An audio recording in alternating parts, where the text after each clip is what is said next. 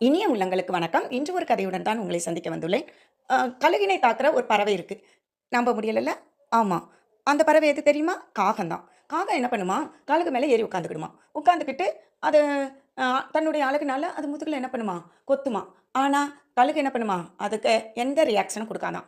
ஏன்னா, தன்னுடைய பொன்னான நேரத்தையும், ஆற்றலையும் அந்த காகத்துக்காக அது செலவிட எப்பவுமே நினைக்கிறதில்ல. ஏன்னா, அதற்குரிய தகுதி அந்த காகத்துக்கு கிடையாதுன்னு இந்த கழுகுக்கு தெரியும். அப்புறம் என்ன பண்ணுமா? நேரா மேல உயரமா பறக்க ஆரம்பிக்குமாம். வளிமண்டல தூரம் அளவுக்கு பறக்குமாம். அப்படி பறக்கும்போது, இந்த காகத்தால தாக்கு பிடிக்க முடிகிறதில்ல. ஏன்னா, அங்க ஆக்ஸிஜன் குறைபாடு ஏற்படுறனால தானாவே கீழ விழுந்துருமாம். ஆமா. நம்ம கூட நம்ம வாழ்க்கையில நெறைய பேர சந்திச்சிருப்போம். நெறைய வீணர்கள் என்ன பண்ணுவாங்க? நம்மகிட்ட வேணும்னே வம்பு இழுத்துட்டு நம்மகிட்ட வருவாங்க. அப்படிப்பட்ட தகுதியற்றவர்களுக்காக நாம என்ன பண்ணக்கூடாது? நம்மளுடைய பொன்னான நேரத்த எப்பவுமே நம்மளுடைய ஆற்றலையும் வீணாக்கக்கூடாது. அதுக்கு பதிலா நம்ம உயர உயர மேல பறந்துக்கிட்டே இருந்தோம் அப்படின்னா, என்னைக்கோ ஒரு நாளு அவங்க நம்ம முன்னால இல்லாம காணாம போயிருவாங்க.